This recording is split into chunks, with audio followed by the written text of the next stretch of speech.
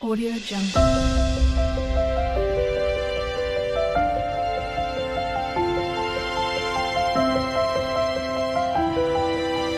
Audio Jungle. Hello friends, आज के इस वीडियो में हम लोग सीखेंगे कि न्यू प्रॉफिट शेयरिंग रेशो कैसे निकालते हैं, एनपीएसआर कैसे कैलकुलेट किया जाता है। हमने बताया कि सैक्रिफाइसिंग रेशो का फॉर्मूला होता है old ratio minus new ratio. एक फर्म के ओल्ड पार्टनर्स का जो रेशो होता है, for example A and B 3:2 में पार्टनर है, ये जो ए एंड बी का रेशो है वो है ओल्ड रेशो। बट जब सी एंटर करता है, सी एडमिट होता है किसी भी पार्टनरशिप फर्म में, तो ये रेशो ए बी और सी का होगा, उसको बोलते हैं हम न्यू रेशो। जो भी रेशो इन तीनों का होगा उसको बोलेंगे हम न्यू रेशो। अब ये न्यू रेशो कैसे कैलकुलेट किया जाता है?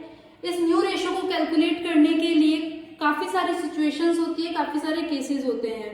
अलग अलग केसेस में अलग अलग तरीके से एनपीएसआर कैलकुलेट किया जाता है। इसको मैंने 7 केसेस में डिवाइड किया है, क्लासिफाई किया है। आज इन केसेस के बारे में हम पढ़ेंगे कि कौन कौन से केसेस से new profit sharing ratio calculate किया जाता है। केस नंबर फर्स्ट है, if share given by firm to new partner. अगर न्यू पार्टनर को शेयर कौन दे रहा है?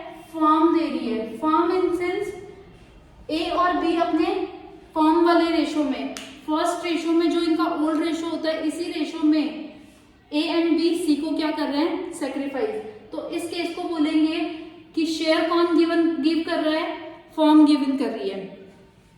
सेकंड केस है, if share given by old partners in equal ratio. Old partners हैं यहाँ पे हमारे एग्जांपल में A and B. A and B C को कैसे शेयर दे रहे हैं? 1:1 में। इस केस में शेयर जा रहा है 1:1 में, यानी इक्वल। थर्ड केस है हमारा, if share given by any of the old partner. यदि शेयर ओल्ड पार्टनर में से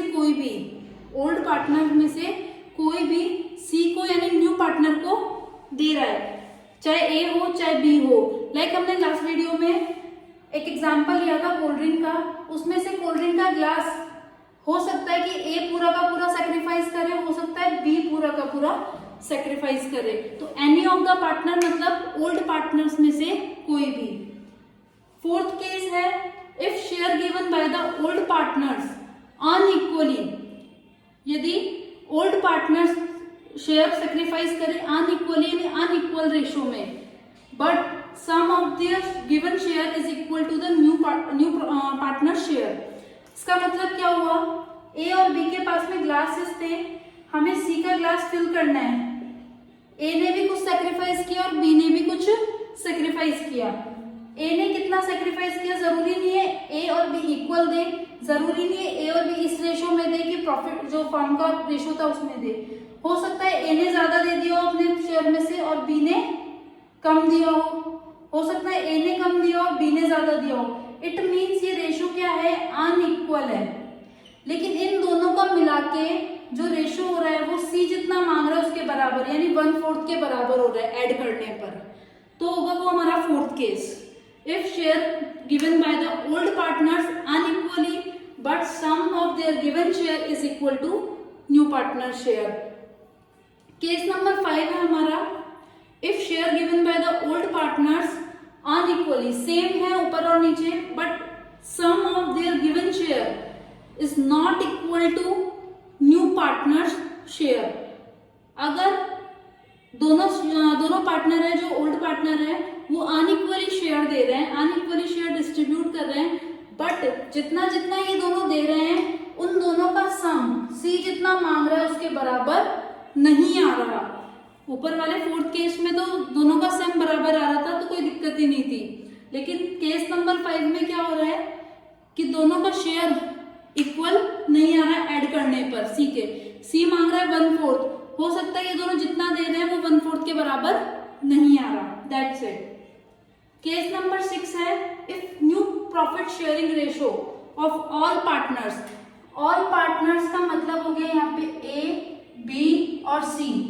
एनपीएसआर तीनों का होता है, A B C. If new profit sharing ratio of all partners सभी पार्टनर्स का एनपीएसआर गिवन हो, सभी पार्टनर्स का एनपीएसआर गिवन हो। जब एनपीएसआर गिवन होगा तो हमारे पास ओल्ड रेशो भी होगा, न्यू रेशो भी होगा। डायरेक्ट हम फॉर्मूले में वैल्यू रखेंगे तो सैक्रिफाइसिंग रेशो कैलकुलेट हो जाएगा।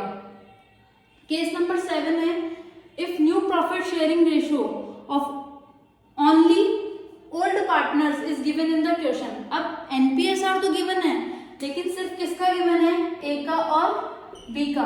तो सी का निकालने के लिए हम कैसे कैलकुलेट करेंगे वो आगे सीखेंगे। लेकिन ये 7 केसेस थे, ये 7 केसेस को अच्छे तरीके से हम आगे पढ़ेंगे विद एग्जाम्पल।